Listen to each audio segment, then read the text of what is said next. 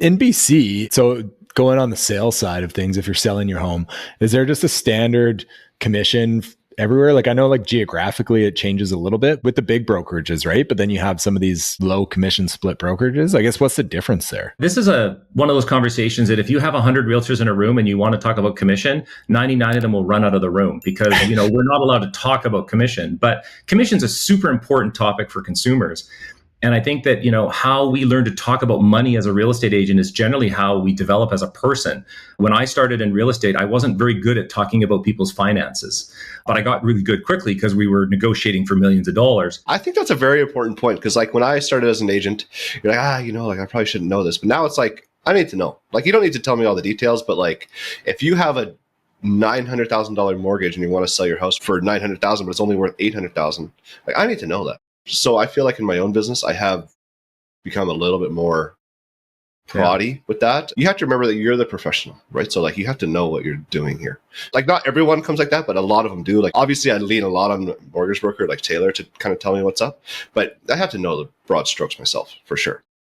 And if we go back to where we started, if you look at the disclosure of representation and trading services form, if you're my client, I owe you 100% confidentiality, right? Oh, yeah. So as a real estate professional today, we're a lot like a lawyer. We're a lot like a doctor. And I think that if we emphasize that with clients, they should know that their private information is protected. And even if they fire me or they stop using you and they work with someone else, the confidentiality stays forever. So I had a lot of experiences early on where I saw other agents divulging people's personal information, and it would make me feel really uncomfortable because I came from the medical profession, which confidentiality is super important. And I think that, when we talk about these things, consumers need to know that they have a lot of protections when they hire an agent that represents them as a client. And I think confidentiality is a huge, huge, not only comfort, but it's a professionalism statement that they can divulge personal things to us. We can serve them better when we know everything. They should have the confidence that it dies with us, right? It's not our story to tell. It's theirs in a sense, right? Absolutely. I agree with that 100%. Yeah. So commissions aren't set anywhere. However, there's no such thing as a standard commission. Commissions are always negotiable too. For example, if you agree to sign an MLS contract and pay a certain amount, when the offer comes in, the commissions are still negotiable, right? Like they're always negotiable. We need to have a preset agreement, of course, because that's kind of a promise. When I look at the MLS contract, which is the Realtor.ca contract, to me, it's kind of promise to market because no one gets paid unless you accept an offer. So there's kind of a disconnect there. And if you're not happy with the commission you're paying, you're not going to accept the offer. So the seller does have a lot of control. It's important for real estate professionals to let consumers know that the commissions are always negotiable.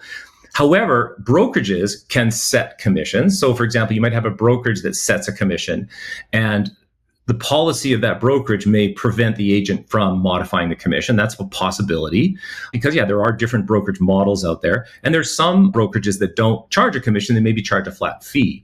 So the consumers in BC have a huge amount of choice. And the advantage today is that most of those choices would result in their listing showing up on Realtor.ca. I remember when I started, there was for sale by owner websites that were coming up. And, but if you had a for sale by owner home, it would never show up on Realtor.ca.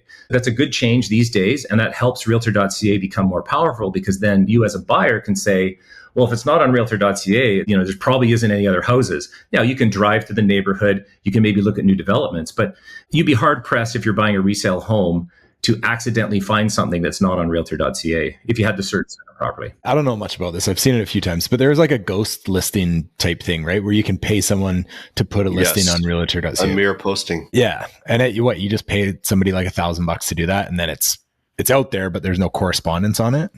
I don't know what they charge, but they charge quite a bit, so it's not necessarily a low cost and they still have to pay the buyer's agent. Yeah, it's a weird strategy. They don't have to pay the buyer's agent. This is where the mirror posting thing comes in. So what ends up happening is they contract a brokerage to put their listing on Realtor.ca, but then as a consumer, they take the responsibility for answering the inquiries, right? So a realtor or a consumer could call them directly.